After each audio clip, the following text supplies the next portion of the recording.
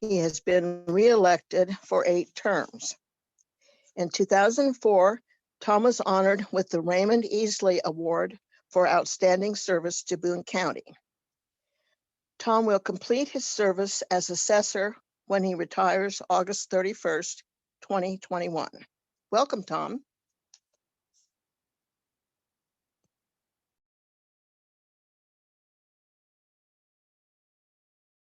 You're muted, Tom. Okay, technologically challenged. Can you hear me now? Yes. Very good. Thank you for that wonderful introduction, Kathy. Appreciate it very much. Actually, my first visit with the Muleskinners was 33 years ago in a three-way Democratic primary. And no one grows up aspiring to be an assessor, maybe an attorney, maybe a doctor, but no one grows up, with the office of assessor as a goal. I met Bill Clark. We shared a foolish avocation for 20 years, refereeing high school football and basketball. And there's a lot of similarities between serving as an assessor and a football or basketball official. You have to know the rules of the game. You have to know the law governing assessment. You have to know the mechanics. Where do you want to be on a free throw? Where do you want to be on a try for point? And when you make a call, generally half the people are not happy with that decision. But on a sidebar, I'm not the first Schauwecker to serve as an assessor. My family settled in Osage County at statehood. And in the 1880s, if you go down to the Westphalia Historical Society in Osage County, you will see the Schauwecker cabin. And there was a distant relative who served as the county assessor, the county collector, and what we called, they're now commissioners, but were judges at that time. So there's a genetic defect somewhere, as Roger Wilson would say, for anyone who aspires to public office.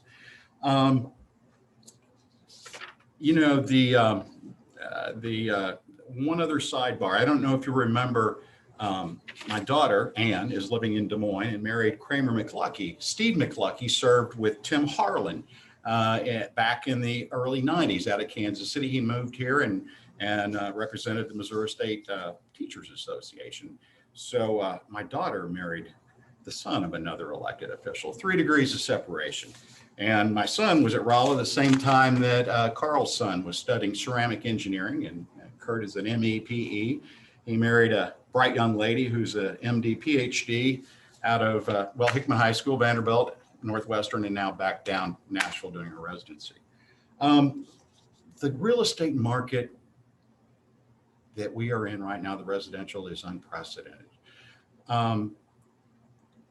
If you look at the Columbia Board of Realtors statistics, the median price of an existing home in Boone County has increased by 17% from March of 20 to March of 21. There's less than a 30-day supply of housing on the market. So you combine ultra low interest rates did you ever dream you could borrow money for 3% or 2.75 fixed? And extremely tight supply, which has put pressure on housing prices. But what is unique is normally the commercial market parallels or follows the residential, but there are a few bright spots in the commercial market. The demand for industrial space due to e-commerce is every warehouse is full, that they're strong. But conversely, the hotels, the casinos, thank goodness we don't have a casino. My friend Scott Shipman in St. Charles County lowered the valuation of that casino hotel down there about 30% this year, and he hasn't slept a night since. We actually, I know many of you, all of you probably received a change of assessment notice moving the value of your home upward, but we actually decreased the value of hotels. Our date of valuation statutorily is January 1, and we were in the midst of COVID. And so if you look at the Convention and Visitors Bureau, their occupancy was dismal. And so we actually lowered the value of hotels. And I've often asked, well, Tom, if the market goes south, will you follow it? And yes, we have, and we'll continue to do so. So I've never seen anything like this I sold my first home before I graduated from college, but I've never seen a market like this one. The student housing market, it was probably a perfect storm. We had a little bit of, we had a decrease in the enrollment at the University of Missouri following the 2015 turmoil that we all witnessed firsthand. And at the same time, we had an explosion in the supply. We've seen the housing that is walkable downtown is fully occupied, but the suburban student housing has taken a hit. It's been some of it's been foreclosed on. Several of the suburban properties have, much like the Holiday Inn Executive Center. It was, if you followed the paper, it was foreclosed on in December. So, we may see those suburban student housing go back to a more traditional apartment type of, that may be the highest and best use, rather than the new student housing model, where they actually rent the rooms by the bed rather than by the apartment. Where do I go from here? Just a little history, if I may. In 1989, the assessed valuation of Boone County was $650 million. The preliminary assessed valuation this year is $3.2 billion. The assessed valuation has increased fivefold in 32 years. There are three checking accounts in county government. There's the general revenue, there is the road and bridge, and there is the assessment fund, which was established in 1986 following the statewide reappraisal, which was ordered, and I'll give you a little history lesson there. In 1979, the home builders of St. Louis brought suit against the St. Louis County Assessor, and they contended that the newer housing stock was valued much closer to reality than the older. And that started with the local Board of Equalization, went to the State Tax Commission, and ultimately these property tax appeals can go to the Supreme Court. And they ruled in 1979 that the property tax system in the state of Missouri was totally out of whack. The Missouri State Tax Commission ordered each county to conduct a reassessment. That's when I came to work for my predecessor I was hired in January of 81. I interviewed in December of 80. I worked for him from 81 to 85 and went to the private sector with a local firm, Moore and Triac, and then back here. But the state of Missouri spent millions of dollars on updating property values between 81 and 85. And they turned around and they realized that we don't want to let this go 20 or 30 years again. So let's require the assessors to review the values on a periodic basis. And if they do so, we will subsidize their funding currently, it was started out at $6 a parcel, and it's down to $3 as the state budget has grown tighter and tighter. But the assessment fund receives a half a penny of every dollar Brian McCollum, our county collector, collects, which is about 1.2 million, roughly 1.1. The state of Missouri throws in, if we play nice, they $3 a parcel, about another 210,000. But during my tenure, when Don Fenton, my predecessor, handed me the keys and the checkbook, the unreserved fund balance of Boone County Assessments Fund has increased from 200,000 to 2 million. Now that could evaporate overnight if we were to go out and buy a new appraisal software off the shelf.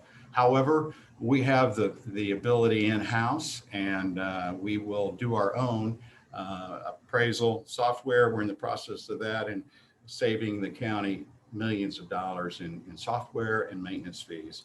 And we're very blessed with a strong IT and the in-house expertise that we have here in the assessor's office. I'm proud, I guess, as the frugal Dutchman, I've always, been a good steward of my personal finances and the citizens that I've served for 32 years. One of the two things that I think that that I'm most pleased with would be the GIS Consortium. In 1996, the City of Columbia, Boone Electric, and the Office of Assessor established a 5-year plan and a budget to convert our old maps, Mylar maps, to what you see now as our GIS. And each entity maintains their own layers. The City of Columbia, the infrastructure, the sewers, sewer lines, the zoning ordinances. The assessor maintains property ownership, stuff like that. And we share that data live every day, building permits, et cetera. And so what we proved was that governments can cooperate rather than compete. And that is one of the legacies that I'm most proud of. In addition to that, the transparency, the ability to see what your home is appraised for, as well as your neighbors, that would be the expectations of the people of Boone County. I could go on and on and on, but in closing, one of the things that most proud of would be my staff. The average tenure in this office is approaching 25 years. There may be a staff in county government is good, but none better. And with that, I'll open it up and entertain any questions you may have.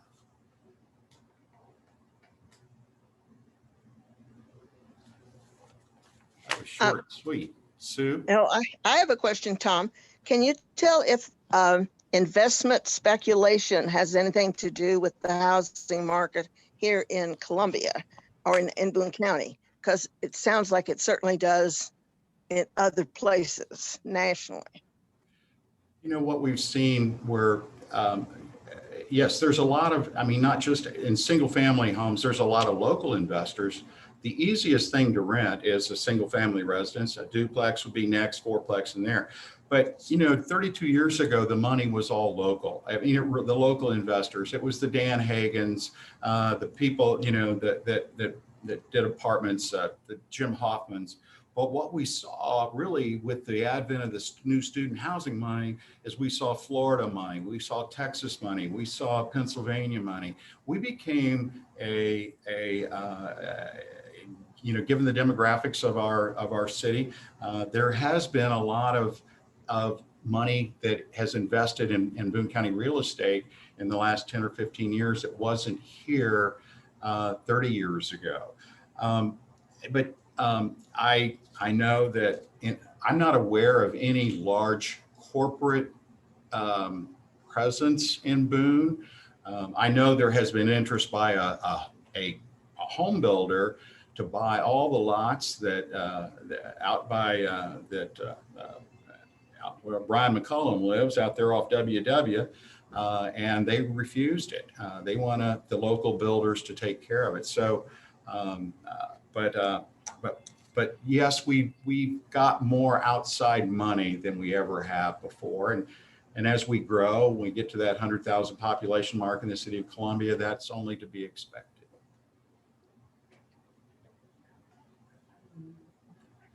Carl? Yeah, Tom. Hi, welcome to the group. If you will. Sometimes we receive criticisms over the years from some of the same sources, and I know you're not responsible. I know you're not responsible for zoning categories and some of the rules and so on, but there's often been criticism of some of the agricultural zoning and folks who skate, quote unquote skate, by putting a haystack and parking a tractor out someplace so they can pay $3 in taxes for acreage that other people would pay a considerable amount of money for. Any thoughts about that? Any comments? Yeah, I do, Carl. As we go from the timeline from the 1979 Supreme Court decision to the 85 reassessment, in August of 1982, when Chris Kelly served as the county clerk, there was a ballot, an amendment to the Missouri Constitution. And there was a black and white TV ad that said, there's a storm brewing, reassessment's coming. Vote yes on constitutional amendment X, whatever it is, Article 10 of the Missouri Constitution. Carl, the Missouri Constitution clearly states that land classified as agricultural shall be taxed on a productive basis rather than fair market. It would be a jurisdictional exception. Let me come back to that, but we gave the General Assembly a blank check with that amendment. Prior to 1985, with the implementation of reassessment, the effective tax rate for the farmer, the homeowner, the commercial property owner, the automobile owner was the same. Today, as a result of that constitutional amendment and the blank check we gave Jeff City, the farmer, if they have a productive value of 100,000, they pay $700. If you have a home appraised at 100,000, that homeowner pays $1,300. If you have a commercial property appraised at 100,000, that commercial property owner in downtown Columbia pays $2,500. They're all worth 100,000 in theory. The farmer pays $700, the homeowner $2,300, and the commercial property owner $2,500. Is that fair? No. And Carl, I voted no on that amendment. I do not favor it, but I take an oath to follow the law. What the law says is the property that you're talking about was owned by Mr. Benson. It was a horse farm. It is zoned agricultural by the city of Columbia. It always was, always has been. Its prior use was agricultural, and the valuation, the property tax classification on that farm is absolutely appropriate. But you're right, we have been subject, you and I both, to the fake news. Yeah. Who sets that capacity, the productive capacity out of farm? The Missouri General Assembly ultimately approves that, Carl, and they go in 20-year spurts. Actually, the University of Missouri School of Agriculture, when I was there, is what it was called, actually does a study, a productive study, and they submit that to the Missouri State Tax Commission. We currently have 3 termed out state senators serving on that board, go figure. They make a recommendation to the General Assembly. And if they act, we went from 1995 to 2015 with no change in productive values. Carl, if you look at the ratio of what the University of Missouri School of Ag recommends those productive values be, it's 30 cents on a dollar. It's 30 cents on a dollar. So long story short, starts with the Ag School, Tax Commission, recommendation to General Assembly, and they ultimately approve those productive values. But excellent question, and I'm not surprised. Herb? You know, you've heard me tell you and others that I think you've done a fine job, and we appreciate what you and the staff have done. Now, I wonder if you would help us to understand some of the big changes that have come in appraisal, not the question of the rates, but the appraisal of real estate properties. I'm thinking back to the 1950s and 60s when a neighbor who watched out after me after my father died told me that real estate appraisal was an art form, not a science.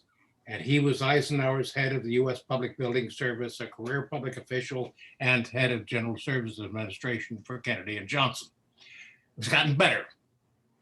Can you tell us some of the ways in which this has happened? Your father is absolutely correct. Appraisal is an art. It is not a science. Only a willing buyer and a willing seller with a property exposed to the open market for a reasonable length of time determine the fair market value. But an appraisal, if you read one, it's an opinion of value. And prior to 1992, following the savings and loan fiasco, barbers and beauticians were licensed in the state of Missouri, and real estate appraisers weren't. They were writing fiction. And so there is a uniform standards of professional practice now in the industry. And you know what, one of the things I forgot to tell you about my real estate appraisal staff, every member of the Boone County Assessor staff is a state certified residential or general appraiser. That has never happened in my tenure, and there's not another assessor's office in the state of Missouri that can make that claim. But you know, the real estate market is an imperfect market. What makes it imperfect is lack of liquidity and known valuation. Conversely, the real estate or the stock market is perfect.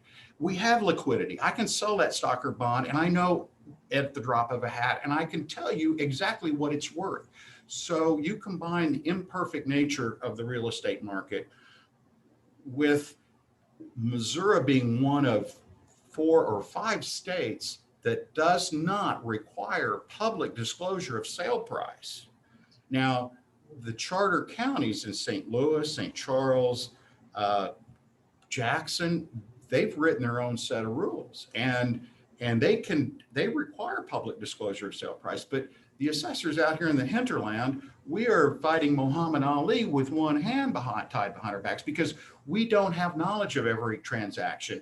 And so that, combined with the imperfect nature of the market, makes real estate appraisal in this environment even more difficult than it would be in a full disclosure market. But your father was absolutely right. If you read an appraisal, it's an opinion of value, and it is an art, not a science.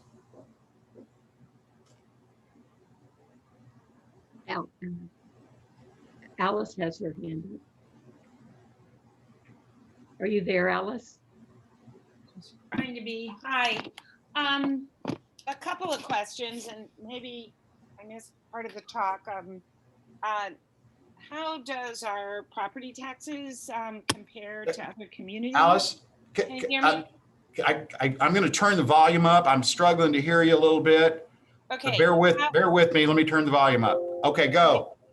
How does our real estate taxes compare to other communities? Oh, I had heard it from one state senator that it was fairly high. And of course, everything's going up now with the increase of home values. But Right. secondly is the vacancy rates. Do we have any idea as assessor that are in all those student housing downtown? 2 questions. Alice, yes, Boone County, Columbia believes in public education, but actually Southern Boone, Hallsville, Columbia have all passed levies. But Alice, when I was talking about that effect, remember when I was talking about the farmer paying 0.7% and the homeowner paying 1.35% and the commercial property owner paying 2.5%? Alice, that is the effective tax rate. That's the way you measure how our tax liability measures compared to, like in Centralia, for example. I think the effective tax rate, that's a different school district, but I think the effective tax rate for a home in Centralia, Missouri, is about 1% versus 1.35% in Columbia, because the school levy is really driving that. If you look at your tax bill, 85% of your property tax goes to Columbia Public Schools. And so even within Boone County, the conservative, and I love Northeast Boone County, but their school levy is low compared to Columbia. But the effective tax rate in Centralia is about 1% on a home, whereas you and I are paying about 1.35%. But the effective tax rate is how we can ascertain or measure or compare our tax liability with other institutions, with other entities. And that's what big business does, what is the commercial tax liability in Boone County? But the effective tax rate is how you compare, Alice. And then the second. And in other states though, Tom, there often is a break for seniors that doesn't really exist in this state. Oh, good question. And you perked my interest. Okay. And I'll answer your second question about occupancy, but let me come back to the only property tax relief Missouri law affords our seniors is called the Missouri Property Tax Credit Program. And we still have to pay Brian McCullum on December 31st, on or before December 31st, but we may, even if we don't make enough money to file a state income tax return, you can get up to $750 or more back in a state income tax refund. But it's age and income dependent. And if you go to the assessor's website and look at property tax relief, there's a link there that will help guide our seniors through that. And actually, the library, I think there's a number of groups that volunteer to help our seniors with that process in February and March. But that is the only property tax relief Missouri law affords our seniors. All right. Second question you said was occupancy. You know, the firm that I was associated with for 4 years, Tom Schauwecker and Alan Moore, Tom is retired. He's an old tight end from the Missouri Tigers '69 Orange Bowl team, and a great guy. And Alan Moore is an honorable man. You know, he's a member of the Appraisal Institute, and that doesn't mean, mate, as instructed, if you've got to hire Alan Moore to do an appraisal. But they conduct a biannual study of apartments and student housing. And Alice, it is proprietary, and I can't quote off the top of my head, but I can assure you this, that the occupancy rate downtown Columbia walkable is minuscule, the occupancy 95% or more. That suburban student housing is horrific. You know, the kids have got to wrestle the transportation, the parking. You know, they were looking at $10 dirt versus $100 dirt downtown to build on. But you got, if it's walkable, it's 95%. If it's suburban, it's troubled. Interesting. Thank you.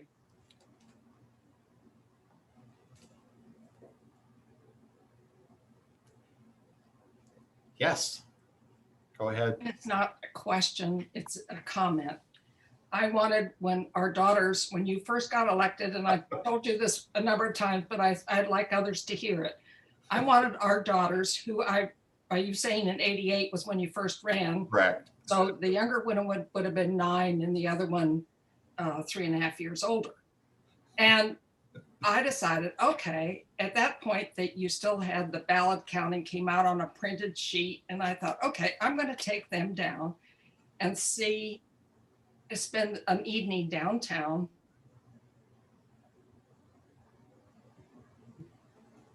And what happens as come in?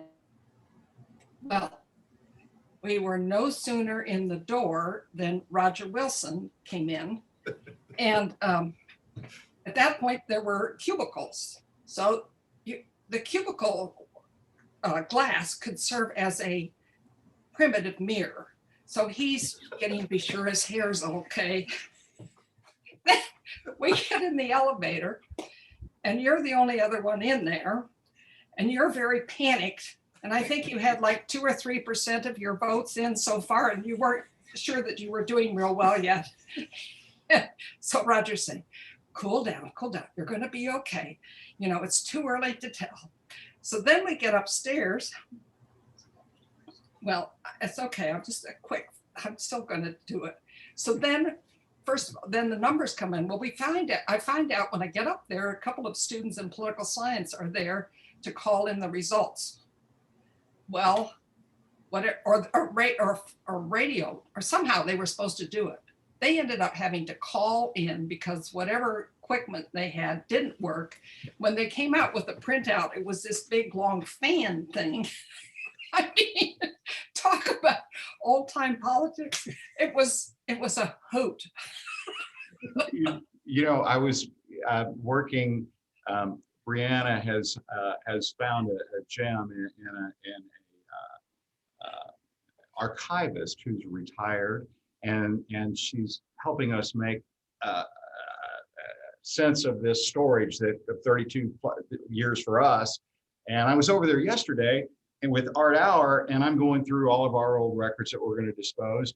And what do they open up but that green bar paper from 1988, that very same paper you were talking about. And Art says, it's okay, Shelley, we can go on and dispose of this because we've transferred this into the Wendy Noren room upstairs. But I looked at some of that green bar paper yesterday, and you were absolutely correct. And I vividly remember Sharon and I riding up the elevator with you that night. And it was just as the polls closed. And the only thing we had was absentees. And, you know, the old adage is if you're ahead there, you're good to go. But that doesn't always happen.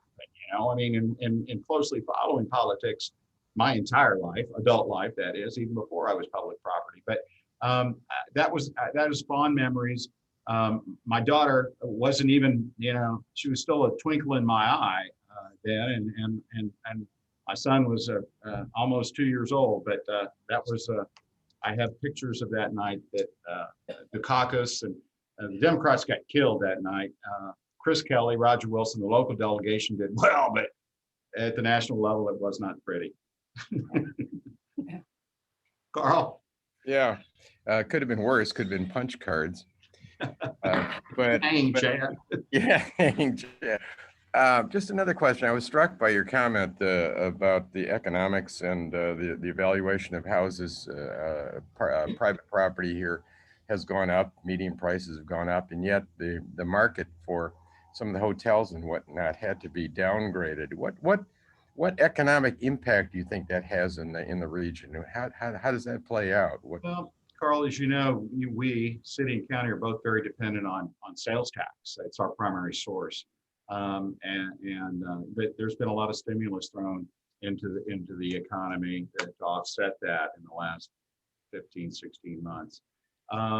You know, Carl, the good news is the hotels, they're coming back. They are. And so the Show Me games, we still have to exercise caution with this new variant that's out there, and you're aware of what the city and county are talking about there. But yeah, there's no doubt that it had an adverse effect on sales tax. Our restaurants, you know, the hotels, they got hit hard. They got hit real hard. But Carl, the good news is when Brianna sends your City of Columbia the preliminary assessed valuation, there's good news there in that I think countywide, I've got the numbers over here, but it's about, and it varies, city, county, tax, school district, about 5.5%. So, you know, that's one of the strengths of the property tax. It is a gradually stable, it's a stable, gradually increasing source of revenue, whereas sales tax is extremely volatile, and we all took a hit. All the tax communities that were dependent on sales tax primarily took a big hit last year. Although, Carl, I tell you, probably what saved the day was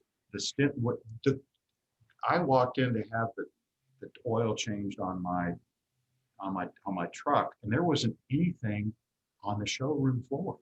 There was a record number of automobiles sold in Boone County and throughout the nation.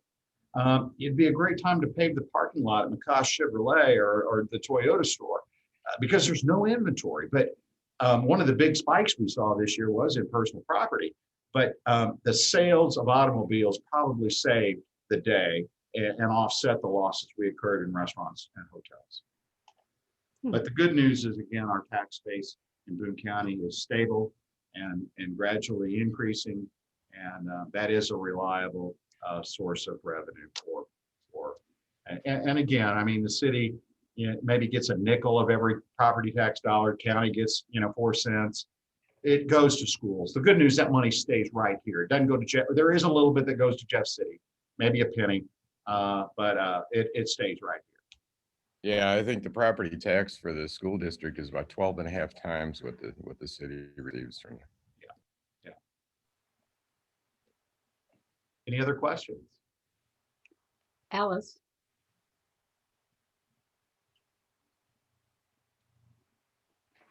I don't think she just forgot. Alice, you have a question? I think she just. You're forgot. muted, Alice.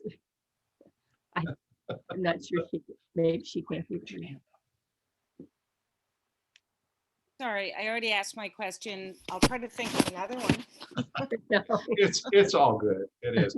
I sincerely appreciate the opportunity to speak to the Muleskinners one final time, and I thank you because I'm old school and I use the Franklin Planner, the paper method, and I was double booked on June 18th. And I thank you for your flexibility and letting me have one more visit with the Democratic Club. And You know, Tom, as a co-president here, you can come on a weekly basis if you want. You can as often That's as you right. want. I mean, Carl, you and I have been in so many meetings in our adult lives that,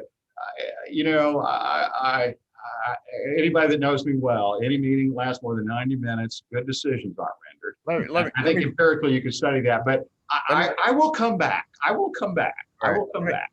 Especially the candidates forums. I love them. You guys, our local newspapers, Missourian, you guys are doing a good job. But let me just take an aside. Let me just take an aside. I was at a volunteer appreciation lunch at the park here, and the mayor couldn't make it. He had other things to do, so I had to address them, and I got some talking points from Lee Kotwitz, some of which suggested I might want to talk about the fact that the volunteer program 25 years ago was established by former city manager Ray Beck and former mayor Darwin Heineman. And I was going to use that line. I kind of did in a way, but it occurred to me that I served with both of those guys in their capacity as city manager and mayor in my first term in office. So this history has a way of catching up with you. My bride of 45 years served 9 years before the libraries merged, city and county, which happened a couple of years ago. But Sharon was served we were in the 65 boundaries of the city of Columbia. So Sharon served 3 terms on the library board, had to go off and then came back on. But so we have been to some of those volunteer receptions in her capacity as a volunteer for the city of Columbia back in the day. I've got a story about that, and he's deceased, but I can tell this story. If you remember, there was a lot of controversy about, do we expand the library or do we build new? Well, I'm looking out here at the alley between the office here and Dave Rogers' office. And so the Wednesday before Thanksgiving, I get a call from David Rogers, a very esteemed local attorney who's now passed on. And he says, meet me in the alley. I said, what? He said, meet me in the alley. I said, okay. So he says, Tom, we're going to serve Sharon as a member of the Columbia Library Board about this sunshine law violation. We're not after her, but I didn't want to ruin. She's going to be served, and I didn't want to ruin your weekend. And oh, by the way, Dave Rogers' daughter was also on that same board. And he says, I will deny this till the day I die. If you tell anybody that this meeting occurred, but. That was another sidebar. It was very controversial, if you remember. And Hank Waters I actually sued the Columbia Library Board, and Judge Conley, in his infinite wisdom, said that there was. I wish Sharon were on this Zoom call, and she may be, but the ruling was to slap your hand and no, we're not paying any attorney's fees for you, Hank Waters. But that was also one of the privileges of serving a volunteer as the city of Columbia. Tom, Sharon is attending today, but I wanted you to say something about your successor, Kenny Moore. Oh, wow. Okay, awesome. Well, you're giving me goosebumps. First of all, Kenny and I have served together. Kenny was he's also has deep roots in Boone County. He's a CUPE. He's a graduate of the University of Missouri. He was hired by Raymond Easley in '88 as a temp. When you got $250 million coming through the door in about 30 days, you need to staff up. And so Kenny was hired as a temporary by Raymond Easley, the former county collector.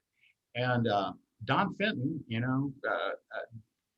had visited with him, knew the family, knew Kenny, and he offered Kenny a position as an apprentice appraiser in the Boone County Assessor's office in 1989.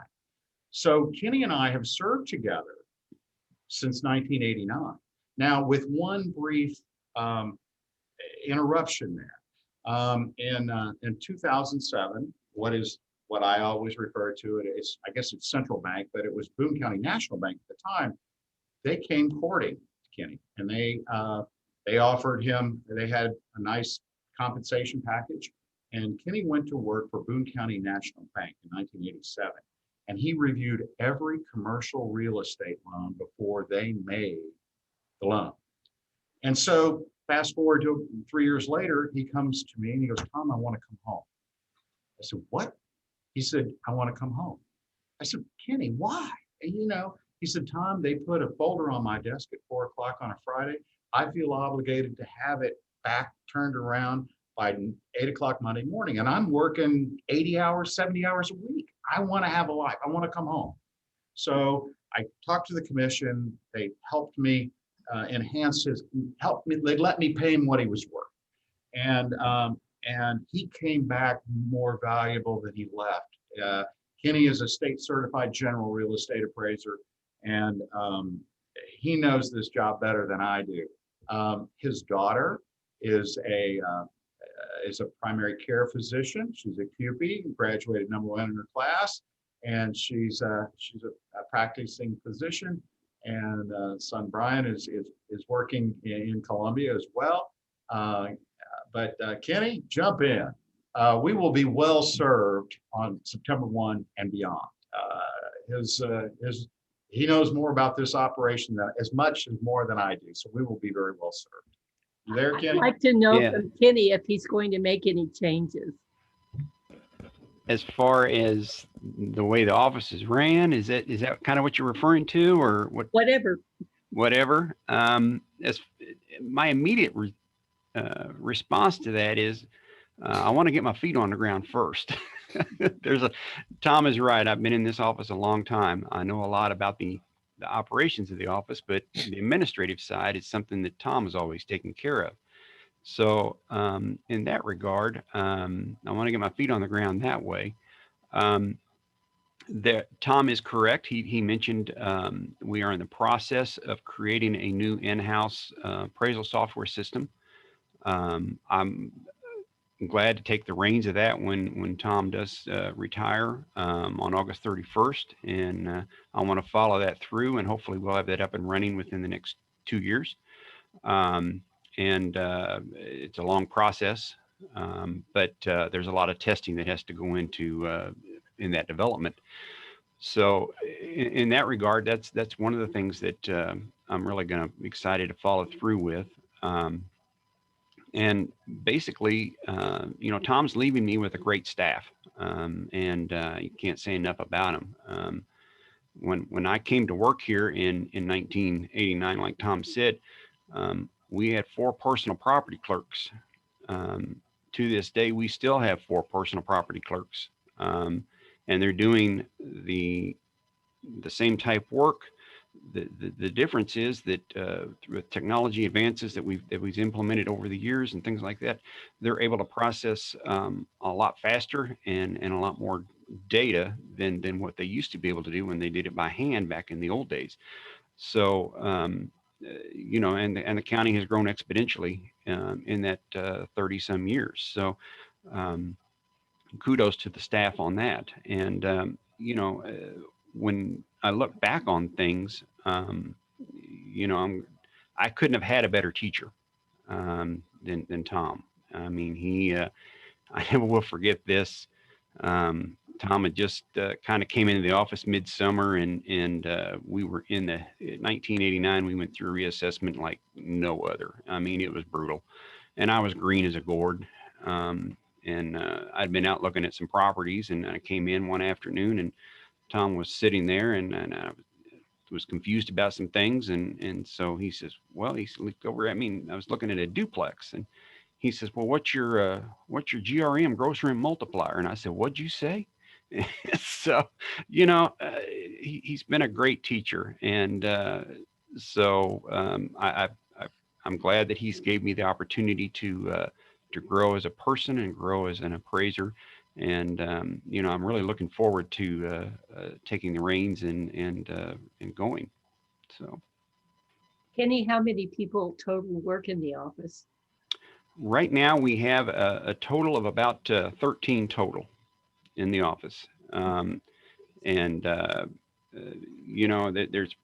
I know when I resume or I take the position of assessor, I'm going to have somebody probably, fill my shoes. And then I'm going to have somebody fill their shoes, and that's going to probably open a position. But, we'll cross that bridge when we get there. So,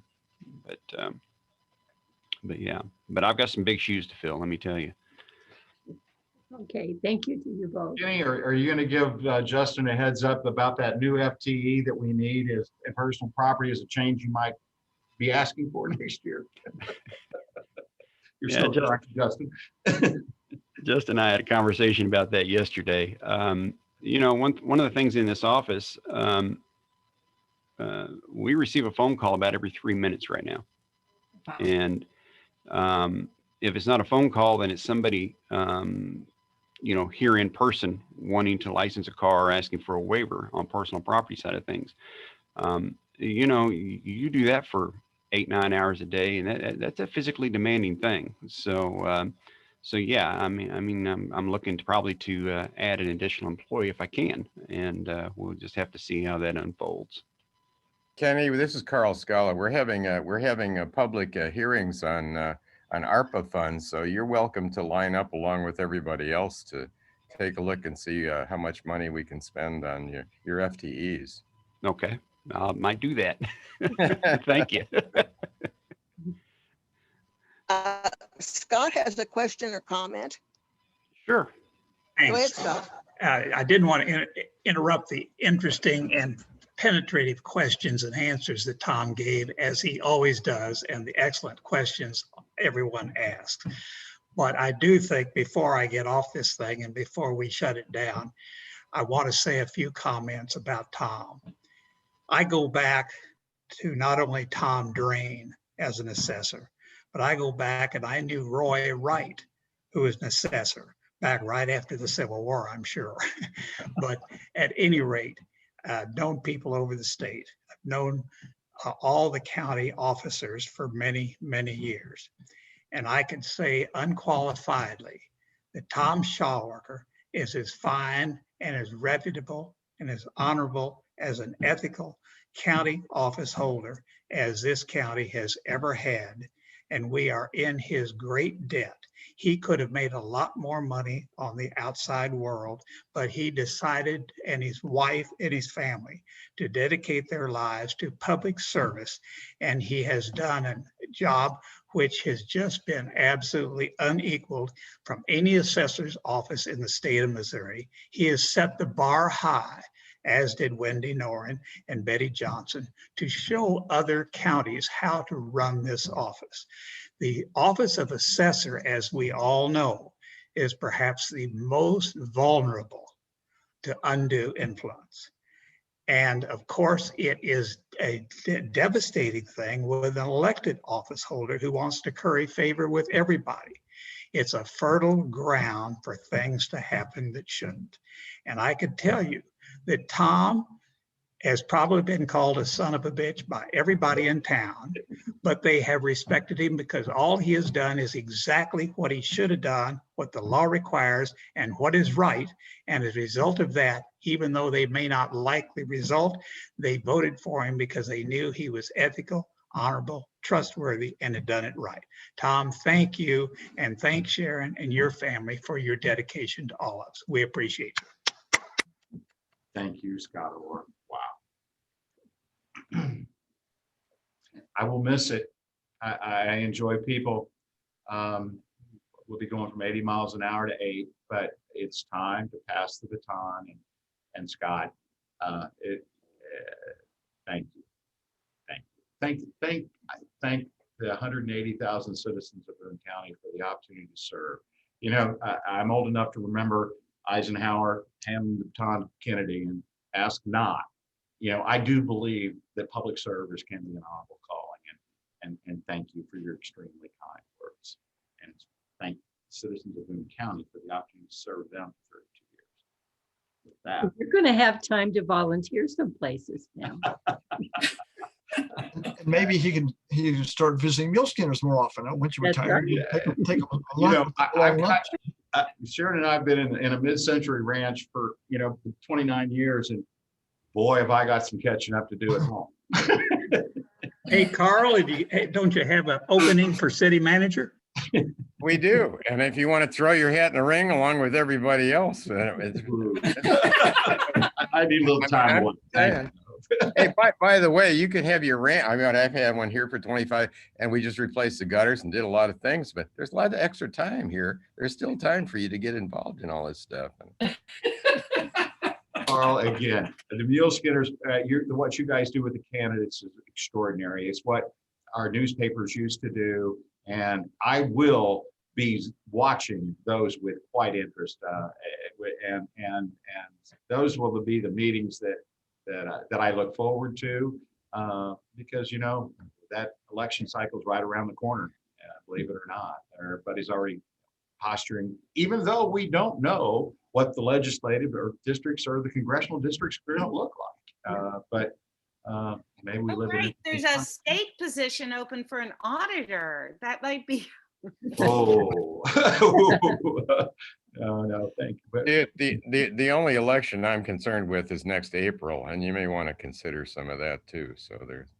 Carl, do you think that this will the districts will the wards remain? Will they remain after or before the? That is a big question, and both the mayor and I are rather upset that the city council, in its quote wisdom unquote, decided to kick this can down the road, this redistricting thing, because you know, favorably, we're in a good position now if we get the numbers from the census to make a decision on redistricting, which could include not only equalizing the wards in terms of numbers, but also there's lots of other considerations, diversity and so on and so forth, or even the configuration of the wards as far as that goes. And 10 years ago, there was an attempt to gerrymander those wards politically. So we are maybe losing an opportunity to have the kind of influence we want to make sure that there are progressive changes, or at least progressive capacity to retain some of these measures, and turn this over to someone who, God knows, the next few elections may change the complexion of the city council, and that would be a much more difficult proposition. So I think that was a mistake to do that, but nonetheless, that was the decision of the council. You know, Carl, one of the things that about the city, county, Boone Electric GIS is and the city has all the ability, but you could really do modeling with the geographic information systems, and that's what Columbia Public Schools has done with the boundaries. It's never popular, but you know, all the options that since they've been using the GIS data, we give their consultants that data for free, and then they manipulate it. But all the high school boundaries, I know there's in the elementary school boundaries, really they're all good options. They're all data driven by this GIS. And I would hope that the city embraces that technology when we do redraw those lines, because that is the perfect opportunity to have various options and, well, again, a data driven. That certainly is the basis for some of these decisions. But ultimately, as you know, these are really political decisions, despite the fact that the city council is a non-political subdivision. I mean, it's supposed to be nonpartisan. We all know that there is something that underlies that, and these are political decisions, and changes in the city council over time can make a big difference. And that's why I've been doing this for a while too, and I'm not looking really forward to another campaign, but I certainly don't want to turn this over to somebody who changes the complexion of the city council to the extent that most of the folks have come to rely on it. So we'll see how this works out.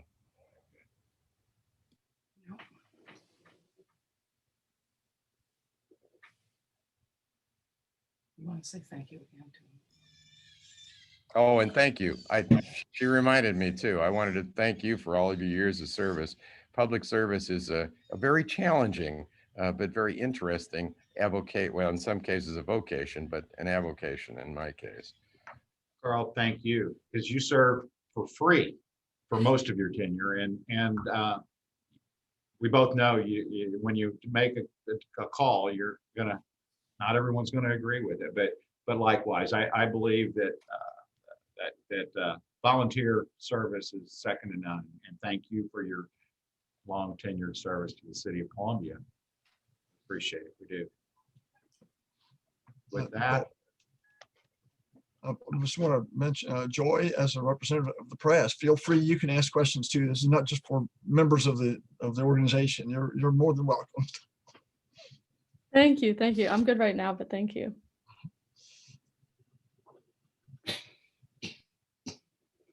Tom, talk about GIF, okay? and CompuServe and graphics interchange format. Is that what it is? And You know, really, we're using our software is Eurissa, which is the most widely, or not ESRI. I'm sorry, it's is our software, and there's a lot of user support. It is powerful, whether you're looking at redistricting or where the path of progress is. The city, we share the data, and where's the sewer line? You know, that's where, you know, the development needs to occur. But what we did was we knew that there was a common denominator, an XY coordinate in Boone County, whether that related to zoning or voting precincts or taxation. And so we realized, we hired Wolfert and Associates in 1993. I was looking at that contract. Bob Alderson, Ray Beck, Ray bought into it. We interviewed everyone in City Hall. And I mean, from the 911 coordinator to John Hancock, who was planning at the time. And what we tried to do, and I wish I could show you, but we originally, prior to 85, we had graph paper that was served as the inventory control. But with reassessment in 80-85, we had aerial photography and the property lines superimposed. And one of the reasons the vendor chose Boone County is because the land survey records in Boone County from Mr. Hill laying out the county were so good. But the common denominator would be the assessment by that every piece of property in Boone County, the ownership, the property lines, all of that is the base layer, if you will.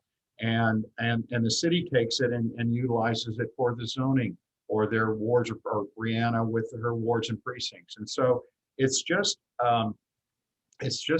we used it for an inventory of real estate, but we realized that it could be utilized by schools for redistricting, by cities for making decisions about where development should or should not occur, and sharing that on a daily basis live is unbelievable. I mean, I can tell you on this zoning layer when a property was zoned, and so that really geographic information systems. I'll be honest with you.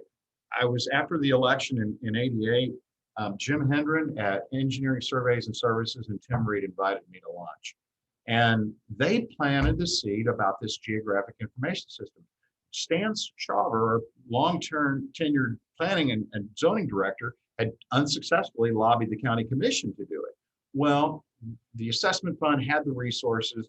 It was a collaborative effort. And we still to this day share with Boone Electric and the city of Columbia. And it's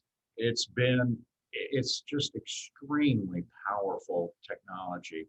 Carl, we get the building permits from the city of Columbia, and we get the plans for these complex commercial properties, whether it's the Oscar Mayer hot dog plant, because we can't stretch a tape measure over that. But it's just the most powerful. It's just geographic information system is really just the ownership, the property lines, and then superimposing the other layers, whether it's infrastructure, zoning, schools, library, fire districts, whatever. But and I hope I'm sure you have looked at that at our parcel viewer. But again, it just shows that counties and cities, we can cooperate. We all work for the same people. The beauty of that, Tom, is not only do the professionals, the people who really dig into it and get all the complexity of this, it's available to them. It's transparent. This is open in most cases. A lot of this information is available to anybody who wants to source it. The big advantage that the public sector has is that everything is out in the open. It's also a disadvantage. Yeah. Scott, you can, when you go to the Boone County Parcel Viewer, you can click and you can go straight to you go to Brian McCollum, the collectors. You can see what those tax bills are. You can click on that deed book and page, and you could actually look at that document. And so Betty Johnson, as you alluded to, what a visionary, what a friend. You know, she designed open architecture she was the first recorder to e-record in the United States of America. That's how progressive that Boone County is and was.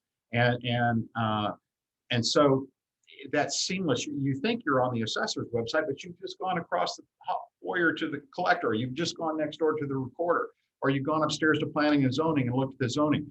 But that is extraordinarily powerful. And I have had the privilege to serving in that golden era with some outstanding elected officials, from Sheriff Ted Payne to Betty Johnson to Wendy Noren, my dear friend Wendy.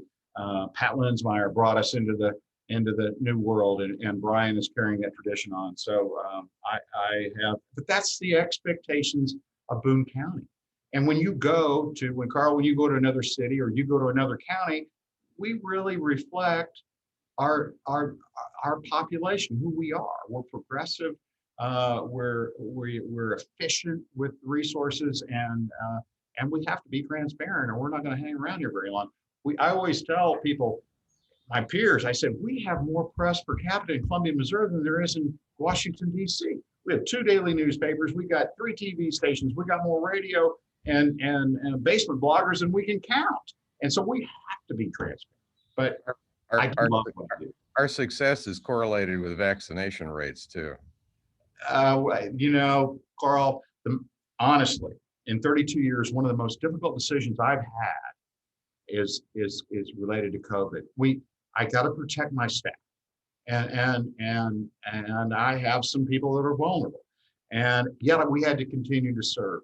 We locked down a week before the city and the county, and we did not reopen. What Brian McCullough, we've improvised. It's worked. We're actually, Kenny and I, we're actually going to mirror, and it's unfortunate, but we have to. We're going to do a little remodeling project in front that'll make our front line look just like Brian's. You know, we've done active shooter training. We have 2 points of ingress and egress. We don't go through a metal detector like they do at the courthouse. And so we're going to put bullet resistant glass, which I'd asked for even before the COVID, and I was denied. But the decision to lock down and you come now, you can't come in. But we've continued to serve and protect the people who serve you. Those were difficult decisions, but those were honestly some of the most difficult decisions I faced as assessor. But we persevered, and you're right. Boone County is on the leading edge with 50% vaccination. You know, there might be a 54 out there, but that's who we are.